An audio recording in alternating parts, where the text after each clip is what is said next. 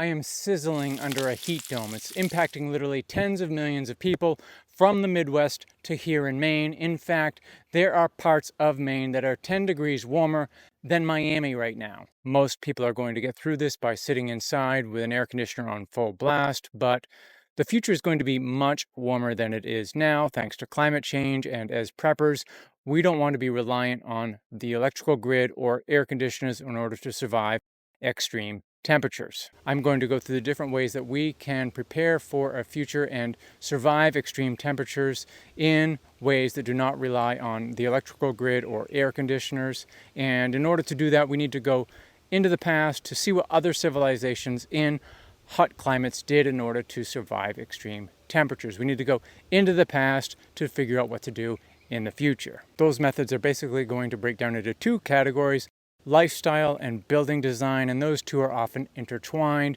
There's one aspect of building design that I found particularly interesting, so hold on for that. We had better get used to this though. Climate change is only heating up, literally. We are setting heat records all over the planet every year. We are getting more raging wildfires, water sources are drying up, climate migration will become a real thing as people in the worst affected areas can no longer live there. This will create tension as people pack up and try to move to more hospitable regions. Expect tension to lead to fighting, chaos, and destruction. There is no end in sight, it is only going to get worse.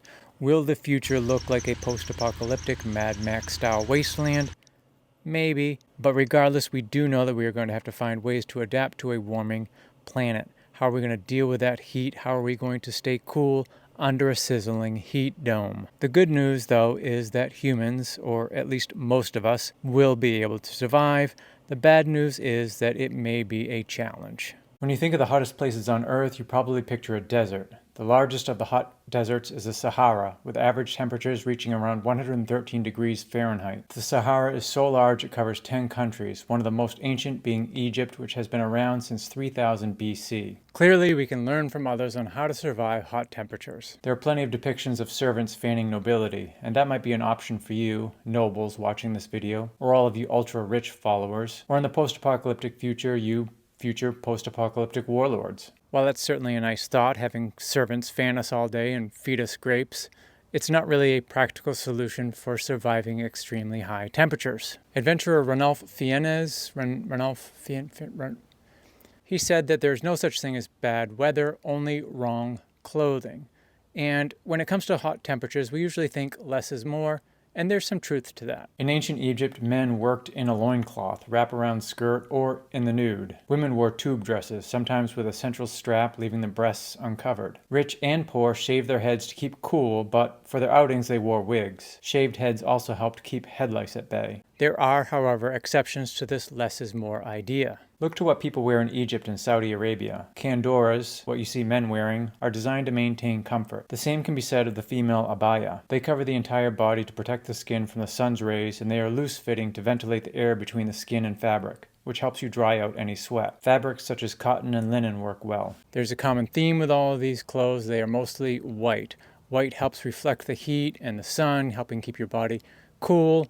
Bonus, it's a classic color when it comes to fashion. It's easy to add accent colors to it. They are also mostly full-length clothes. That might seem counterintuitive, but it helps protect the body from the sun's dangerous rays and creating that evaporation effect underneath, because underneath those long clothes, you usually don't wear much else. Now, if you don't want to walk like dress like an Egyptian, you can of course wear the color of your choice, though you should favor lighter colors, wear a wide brim hat, long sleeves, long pants. You can just go baggy, go light, and most importantly, protect your skin from the sun. Living in extreme temperatures also requires some lifestyle adaptations, the most obvious being just plain getting out of the sun when it's at its worst. There's a reason that people in other countries enjoy the midday siesta. They get up early in the morning, they go to work, they do their chores, they do their tasks, they go home, they take a nap, and then later in the day, they re-emerge and they go back to work, and they avoid the worst time of the day for the heat and the sun. Staying hydrated is another concern in hotter weather. Most people struggle to take in the recommended daily water amounts today, let alone in hot temps. Preppers who live in hot climates should account for this in their water preps. Now, another thing that our ancient ancestors used to do to stay cool at night would be to sleep in a wet blanket. It sounds a little odd, but it worked. They would wet and soak their blankets before bed. As the heat of the night would evaporate the water in the blanket, that evaporation process would keep their bodies cool inside. This is also a good strategy to use off-grid in the heat or camping on a hot summer night. Somewhat similar, people would sometimes hang wet towels or laundry that they're drying in the doorways of their homes, particularly near entryways where air would come through, evaporate the water, and that would create a cooling effect of sorts. Unfortunately, today's homes have been and are being built for air conditioning. They don't have passive means to keep the building and its occupants cool inside.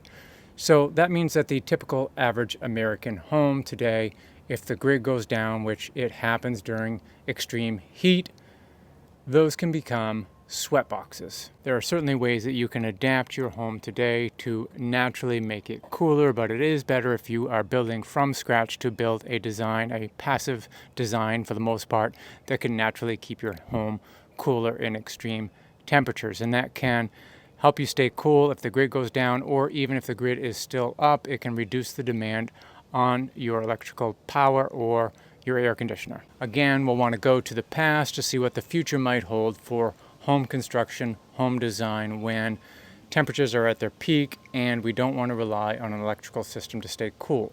So what aspects of home design are we talking about here? They involve creating shade, protecting people and the building from sun. Shade can come in the form of verandas, porches, shady courtyards, planting trees, etc. Awnings and roof lines could be positioned just so that it blocks the high summer sun, but it lets the low winter sun in. Shade trees would be planted on the east and west sides of the home to block the summer sun before it warms the home's exterior. The classic front porch is probably the most iconic American way of providing shade on a home. You can see it in old pictures of the American South. People would sit on their front porch in the evenings to cool down. Entire families would sit on the porch, and it would become a social time as neighbors walked the streets talking with one another. That certainly sounds nice. Families sitting on the front porch and walking around, being neighborly, getting to know one another and having, social human-to-human interaction. Much better than today's evening tradition of looking at your phone, hit and play on the television or your game console, and going to bed. And many of those homes would actually screen in their front porch, and then they could sleep on the porch in the evening because it would be cooler outside than in the home. And I see this on seasonal camps in Maine on the water. They've got entire beds on the front porch screened in because it's cooler to sleep on the porch than it is inside. And this is not unlike the past tradition of apartment dwellers in big cities sleeping on the fire escape to escape the heat in the evening. What about inside the home? Look at the ceilings in old buildings in countries that have been known for high temperatures. They are high. Heat rises, so a high ceiling allows heat to rise away from our bodies. If heat gathers in the top third of the room, a 10-foot ceiling will make the room cooler for most people. A ceiling fan that pulls the air up can also help. Older homes would also take advantage of this with a central open stairwell where the heat could rise up from the first floor up to the second floor. They'd have windows open on the second floor so the heat could escape. And those second floors were typically only used in the evenings on hot days. Windows are important too, but not just any window anywhere. Windows should be placed across from each other to promote a cross breeze. A random window that's just going to be open is not going to do much to promote airflow because air likes a place to go. Another option is vents in the roof. Slatted shutters on the outside of windows can also help. They will help to avoid direct sun while letting air flow in. This is the construction strategy that I found particularly interesting: wind towers. Simple but smart. The building is constructed in such a way that wind hits a wall of some type high up on the building, sending the air down inside, depositing any dust at the bottom where it enters, and then moving through the building and up out the other side. This is an elaborate wind tower on a mansion in Iran. It has 2 levels of openings. This design from a building in Qatar has 8 sections so it can catch wind from any direction. This simple wind tower has 4 openings. The higher wind you catch, the cooler and less dusty it will be. I kind of want a wind tower now, and if it could double as a watchtower, even cooler. Reflective surfaces also work well for keeping a home cool. This is the same idea as wearing white clothing. There's a reason entire villages in Greece and Spain are painted white. Reflective rooftops are another way to repel the sun's heat. Perhaps the ultimate building strategy to avoid extreme heat is to go Subterranean. This is the oldest method of home climate control. Our cave-dwelling ancestors enjoyed temperatures in the 50s both summer and winter. You don't have to build or buy an underground bunker to benefit from underground living. A cheap version of this is the old dugout house that settlers would build. This dugout house was both inexpensive to build and cool in the summer. You probably don't want to live in a pit, but it could serve you well for extreme temperatures or as an ultra-low-cost bug-out home. You could build one of these in a remote location without the need for a building permit. It could easily be camouflaged to blend in with the surroundings. All you need is a shovel and a strong back. A more modern take on this is the deep basement many homes have. It's a great place to retreat to when temperatures are high. I often come down to the basement because it's much cooler down here on hot days, and sometimes the kids even sleep in the basement on hot summer days because their rooms don't have AC. Now, preppers who have built any of the Cold War era type fallout shelters, those can have the added benefit of a place to escape to in extreme temperatures. If that's something you're interested in exploring, building, they're easier than you might think. Link in the description to free fallout shelter building plans. So those are my thoughts on ways to survive a much hotter planet in the future. There must be a billion other methods, the most obvious of which is to just move to a place that is less prone to climate change. I have an article on that. Link in the description. But again, as with many other aspects of personal preparedness, you can always look to the past to figure out how to survive a post-collapse future.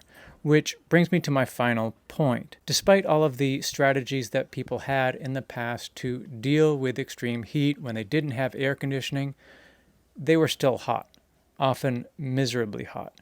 So we can certainly take these strategies to reduce temperatures in our home and on our bodies, but to some degree, we may just have to suck it up and deal with it.